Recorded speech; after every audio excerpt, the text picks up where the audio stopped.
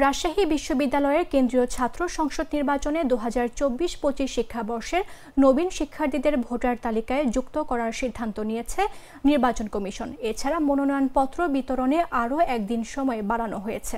মঙ্গলবার বিকেল 5টায় প্রধান নির্বাচন কমিশনার অধ্যাপক এফ নজরুল ইসলাম এ তথ্য নিশ্চিত করেন।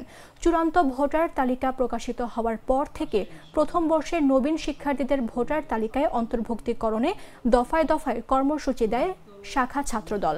এছাড়া 31 আগস্ট শাখা ছাত্র শিবিরও এ বিষয়ে একমত পোষণ করে। এদিকে রাকসু নির্বাচনের মনোনয়নপত্র বিতরণের সময়সীমা আরও একদিন বাড়ানো হয়েছে।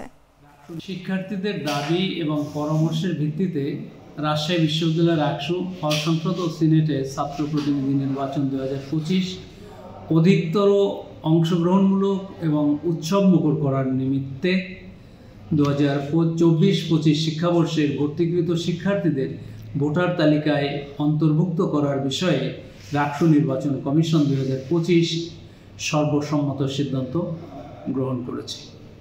সিদ্ধান্ত বাস্তবায়ন এবং সংশ্লিষ্ট সকলের অংশগ্রহণ নিশ্চিত করার সুবিধার্থে তফসিল নিম্নোক্তভাবে পুনর্বিন্যাস করা হয়েছে।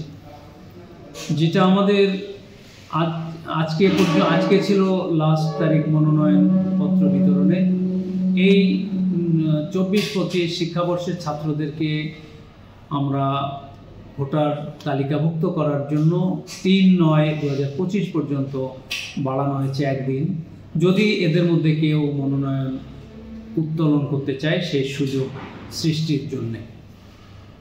এটা একটা গণতান্ত্রিক প্রক্রিয়া, কাজে তারাও যদি এখানে কেউ প্রার্থী হতে চায় সেই সুযোগটা তাদের দেওয়ার জন্যই একদিন বাড়ানো।